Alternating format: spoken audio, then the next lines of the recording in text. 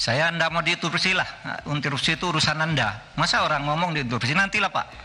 Assalamualaikum warahmatullahi wabarakatuh. Nama saya Hisyam Ihsan Mazaya dari kelas Ilmu Pemerintahan A dengan NIM 220260006. Di sini saya akan memberikan opini saya dan bagaimana sih sebenarnya yang seharusnya dilakukan oleh pemerintah ketika ada yang namanya transaksi 300 triliun yang menjadi dugaan tindakan pencucian uang serta korupsi di ranah Kementerian Keuangan.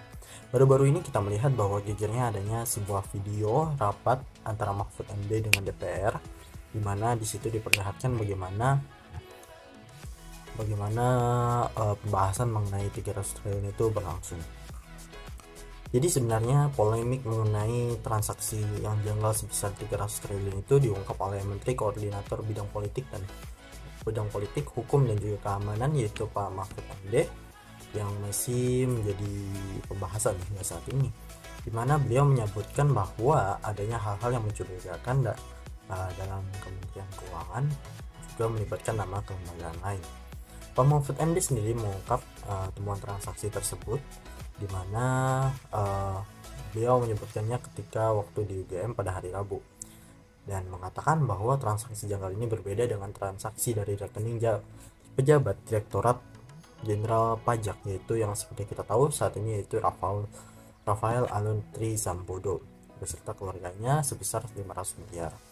Di situ beliau mengatakan bahwa ada laporan lain di luar yang menyangkut 500 miliar dan juga menjadi temuan PPATK.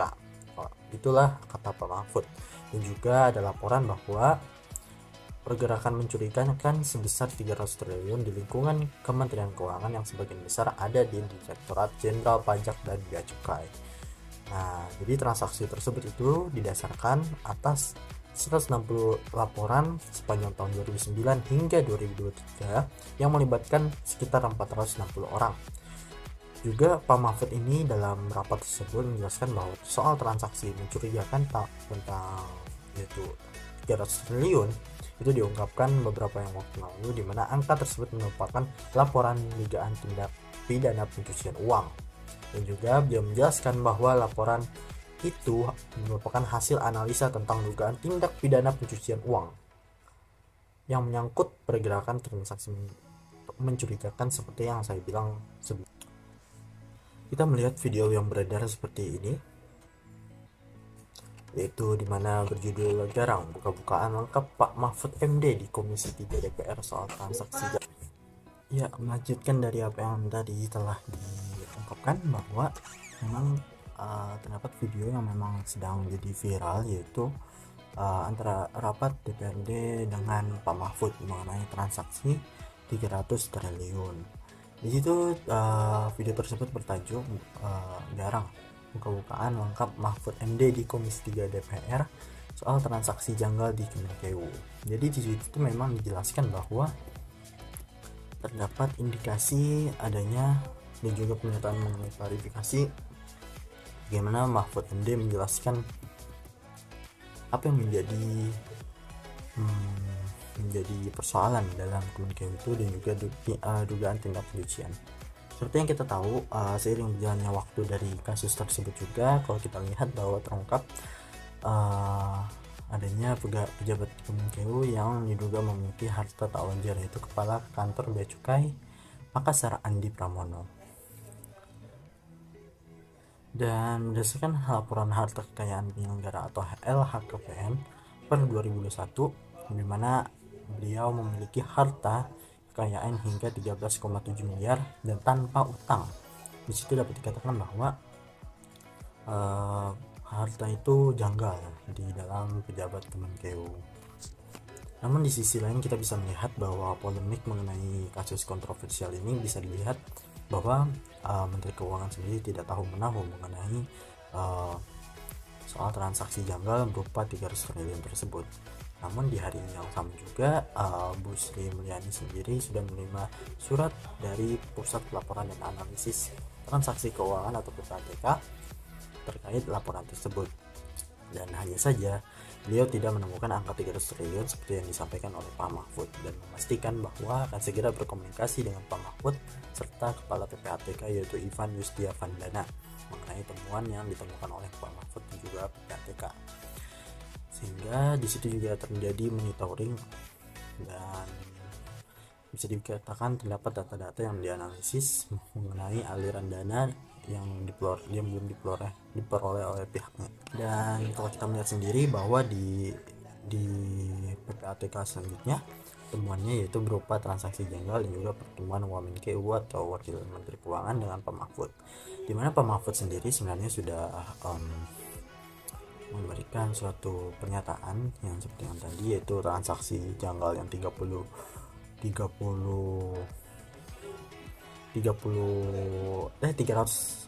triliun.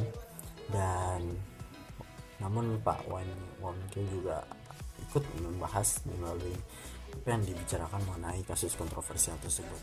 Ketika diketahui bagaimana adanya tindak pencucian uang dan juga tindakan korupsi yang menjadi indikasi dan juga kecurigaan oleh masyarakat serta Pak Mahfud MD sendiri, hingga Kementerian Keuangan yaitu Pak Bu Sri Mulyani juga menjatuhkan sanksi atau hukuman disiplin terhadap 352 pegawai terkait transaksi janggal, mana Inspektur Jenderal Kemenkeu yaitu Awan Nurmawan mengatakan bahwa pihaknya telah menerima 266 surat laporan terdiri dari 185 laporan atas permintaan Itjen Kemenkeu dan 81 inisiatif PPATK soal transaksi janggal selama tahun 2007 hingga 2023, dan terdapat 964 pegawai yang masuk dalam daftar terindikasi melakukan transaksi janggal. Pak Mahfud MD sendiri mengaku bahwa memiliki data kasus pencucian uang di banyak kementerian atau lembaga lain di luar Kementerian Keuangan, dan Pak Mahfud sendiri menyatakan bahwa banyak pegawai kementerian atau lembaga membuat perusahaan cangkang untuk menerima uang, dan menurutnya itu adalah merupakan beragam praktik pencucian di berbagai institusi yang dibiarkan begitu saja. Sehingga PPATK sendiri kembali menyerahkan dokumen informasi, hasil analisis dan jumlah nominal transaksi keuangan yang diduga terkait tindak pidana pencucian uang kepada Kementerian Keuangan, di mana di sisi lain Tim Pemberantasan Tindak Pidana Pencucian Uang juga berjanji bakal membedah transaksi janggal 300 triliun di internal pejabat Kementerian Keuangan. Seperti yang kita tahu bahwa seperti yang saya ketahui sendiri dan juga akan memberitahukan kepada teman-teman bagaimana kasus ini sampai sekarang berlangsung, di mana PPATK sendiri dan Kemenkeu memastikan adanya transaksi mencurigakan senilai 300 triliun yang diungkap oleh Menko Polhukam. Tapi di sini sendiri Kemenkeu dan PPATK sebut bahwa transaksi yang dimaksud transaksi janggal yang menjadi kontroversial berupa sejumlah 300 triliun itu bukan kasus korupsi. Karena Pak Mahfud MD sendiri juga disebutkan dalam rapat tersebut, bisa kita lihat bahwa korupsi atau tindak pidana pencucian uang itu menjadi kategori atas kasus tersebut. Karena menurut Kepala PPATK Ivan Yustiavandana, transaksi bernilai besar tersebut berasal dari kejahatan keuangan di sektor kepabeanan dan perpajakan. Dan hal itu disampaikan oleh Pak Mahfud MD sendiri setelah bertemu dengan Kepala PPATK dan juga Menteri Keuangan. Pak Mahfud sendiri juga menyatakan bahwa dirinya sudah berulang kali mengatakan uang 300 triliun tersebut bukan korupsi. Namun hal tersebut itu menjadi transaksi yang mencurigakan karena uang tersebut berputar 10 kali secara aneh. Itu dihitungnya hanya 2 atau 3 kali padahal perputarannya 10 kali. Dan Pak Mahfud sendiri mengirimkan data tersebut ke Kepala PPATK. Dan itu ditegaskan kembali bahwa itu bukan korupsi, namun itu adalah tindakan pencucian uang. Baru-baru ini juga saya melihat bahwa di Twitter ada cuitan bahwa dukung Sri Mulyani dan sebagainya, ataupun memang kita bisa melihat terbelahnya kedua kubu ketika membahas kasus kontroversial ini. Ada yang mendukung Pak Mahfud MD karena berani menyuarakan apa yang terjadi dalam internal kelembagaan dan juga kementerian. Namun di sisi lain ada juga mendukung Bu Sri Mulyani, di mana Bu Sri Mulyani memiliki potensi kuat dalam menyelaraskan dan juga memperbaiki internal dari Kemenkeu sendiri, dan juga membuktikan bahwa tidak ada 300 triliun tersebut. Dan kita bisa lihat di videonya itu di Twitter, tapi itu masih jadi informasi yang tidak bisa kita ambil secara valid karena itu adalah dari sumber yang bisa dibilang hanya post dari postingan dari individual ataupun perseorangan yang menyatakan dirinya bahwa mendukung Sri Mulyani.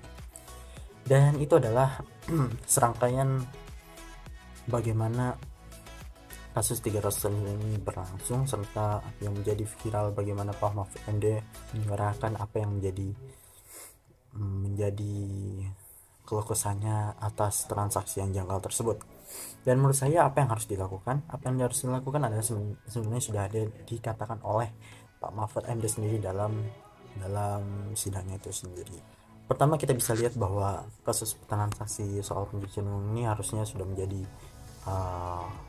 bukti bahwa masyarakat ataupun rakyat meminta transparansi atas data pencucian uang ke publik, dan juga meminta kerjasama antara lembaga-lembaga untuk memperbaiki masalah internal itu sendiri. Lalu yang kedua, kita bisa melihat bahwa penegak hukum itu harus menjalankan pekerjaannya dengan baik, karena kita bisa melihat bahwa ketika Pak Mahfud MD sendiri berbicara mengenai kasus-kasus terdahulu, seringkali penegak hukum itu dihalang-halangi dan KPK juga dihalang-halangi serta diancam atas penyidikan yang akan dilakukan. Jadi sehingga kalau kita melihat bahwa memang perlunya ada penegakan hukum yang memang bermain secara independen dan juga bisa memberikan secara adil apa yang harus dilakukan dan juga bagaimana sanksi yang harus diberikan. Maka dari itu kita perlu melihat bahwa kelembagaan dan juga kementerian harus membahas konsep akuntabilitas juga tanggung jawab kepada publik. Jadi tidak hanya semata bahwa kita harus bekerja, namun kita juga harus dibarengi dengan kejujuran. Seringkali kita memang banyak sekali godaan ketika memang masuk ke dalam kementerian, dan memang akuntabilitas dan transparansi itu harus memang dikuatkan dalam pemerintah, sehingga masyarakat bisa kembali percaya dan citra pemerintah menjadi lebih baik. Seperti yang dikatakan sebelumnya juga bahwa kita perlu pentingnya kolaborasi antara lembaga-lembaga pemerintah dan juga terbuka atas setiap temuan yang ada, sehingga masyarakat sendiri juga mengetahui bagaimana perkembangan kasus ini. Kalau kita sering tutup-tutupi, maka pada akhirnya juga netizen ataupun masyarakat Indonesia pastinya bakal mengetahui apa yang terjadi di dalam internal pemerintahan. Ya, mungkin itu adalah beberapa yang harus dilakukan oleh pemerintah dalam menangani kasus tersebut. Mungkin kita akan melihat ke depan bagaimana kasus ini berjalan, namun seiring perjalannya waktu, yaitu di sini adalah pertanggal 22 April tahun 2023, kasus ini masih terkubur oleh berbagai macam fenomena yang terjadi di dunia maya dan juga di dunia internet. Dan mungkin kedepannya bisa diangkat lagi isu ini dan bisa menjadi koreksi bagi pemerintah sendiri dalam menangani internal pemerintahan. Terima kasih. Wassalamualaikum warahmatullahi wabarakatuh.